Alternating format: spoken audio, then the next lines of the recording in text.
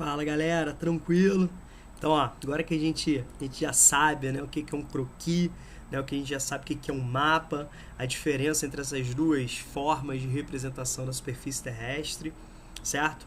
Agora a gente vai partir um pouquinho falando sobre os elementos, né, cartográficos, tá bom? Então vamos começando aqui a fazer um comparativo visual entre croquis e mapa, só para a gente complementar os estudos, tá? Então, por exemplo, aqui nós temos, né, uma representação de um croquis. Nós temos um exemplo de croquis. Aqui está representando o croquis, né, que pega parte da Praia da Ferradura, que fica no município de Búzios, no Rio de Janeiro. É uma área extremamente conhecida, né, em critérios turísticos, pô, muito bonita, né, uma visão aí muito legal. Então repare que aqui nós temos uma fotografia, né? Deixa eu pegar aqui minha canetinha para mostrar para vocês. Então aqui, ó, eu tenho uma fotografia, um local muito bonito, né? Nós temos aqui uma paisagem, presença de elementos naturais, elementos culturais, certo? Você consegue perceber aqui os planos, né, da paisagem. E aqui eu tenho um croquis, tá? Então aqui, ó, eu tenho a representação de um croquis. Olha só que legal, olha só que bacana.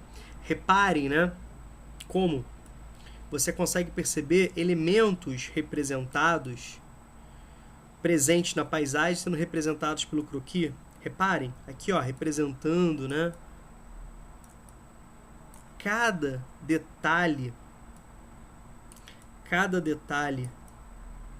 da paisagem sendo representada aqui, ó. Olha, você consegue perceber isso, tá?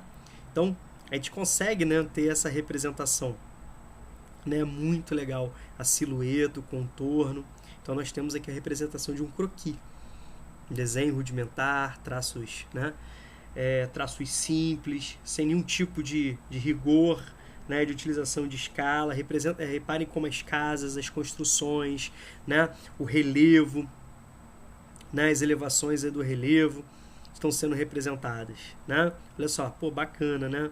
Cada, né, partezinha aqui, né, sendo representada, os barquinhos, né, sendo representados, tá bom? Agora dá uma olhada aqui nessa representação. Aqui, de fato, nós temos, né, um mapa.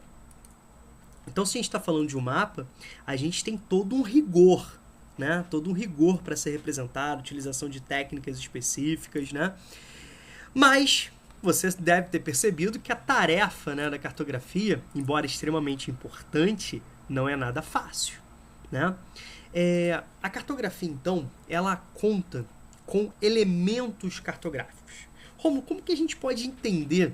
Como que a gente pode entender os elementos cartográficos? Como que a gente pode entender?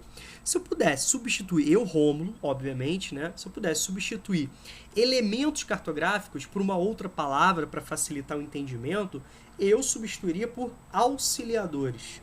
Então, os principais auxiliadores da ciência cartográfica são justamente aqueles elementos presentes no mapa que vão facilitar, inclusive, a leitura.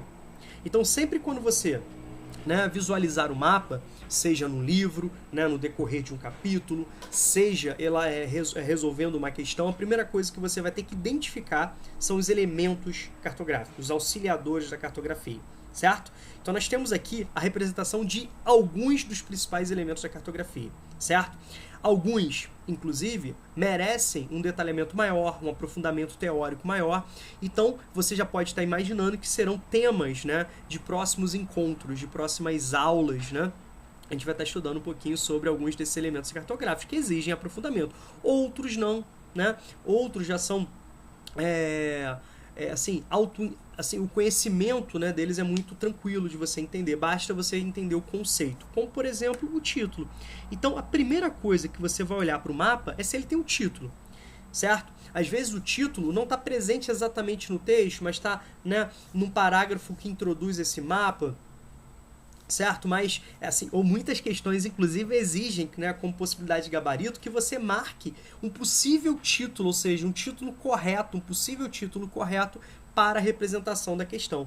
Então, o título, né, vai indicar o assunto que está sendo representado no mapa. Então, para você começar a entender o mapa, a primeira coisa que você tem que entender é o seguinte, cara, assim, o que eu preciso, né, assim, o título já deixa claro, se eu boto um mapa, cara, sem um título você já fica assim, oh, caramba, o que pode ser isso e tal. Quando já tem um título, você, pum, já beleza, já entendi, né?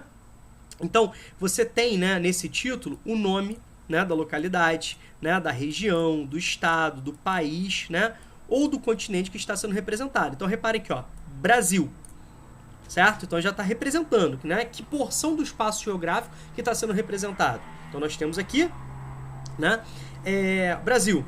Qual é o título, né, qual o tema principal? Taxa de alfabetização das pessoas, né, de 15 anos ou mais de idade em percentual, em porcentagem, tá?